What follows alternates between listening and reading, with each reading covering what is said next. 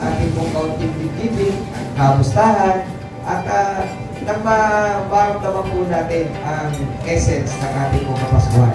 Muli po, binabati ko po kayo lahat, isang maligayang Pasko at maligayang bagong taon.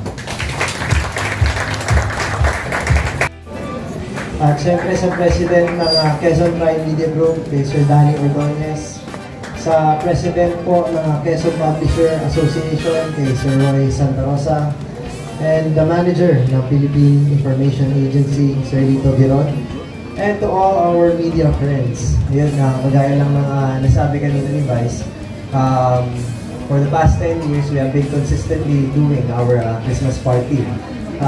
Our opinions may differ at times. Minsan magkakaiba tayo ng opinion. Sometimes you side with us, sometimes you don't.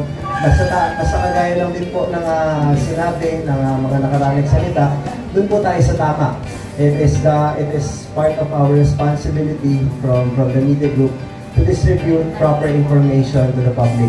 And that kahit anong mangyari, sabi nga natin, pagdating ng political season, magkakaiba man tayo ng side, magkakaiba man tayo ng gusto lapitan or samahan, basta pagdating ng Disyembre, magkakasama pa rin po tayo. That's what's important. Ito po ang neutral grounds natin lahat.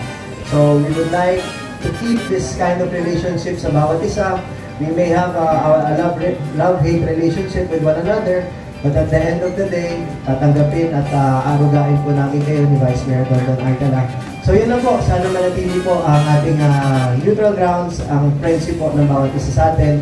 At alam naman namin na walang personalan pagdating sa mga sinasabi ng ating media groups dahil yung po mga sinasabi nyo naman is based po doon sa paniniwala ng bawat isa. Basta sa amin lang, keep informing the people with the proper knowledge and yung tamang impormasyon. Sa ganun po, mas mapapanatili natin ang kaayusan sa lungsod ng Lucena. At Merry Christmas po sa inyo lahat. Maraming salamat. Ganahan na attendance.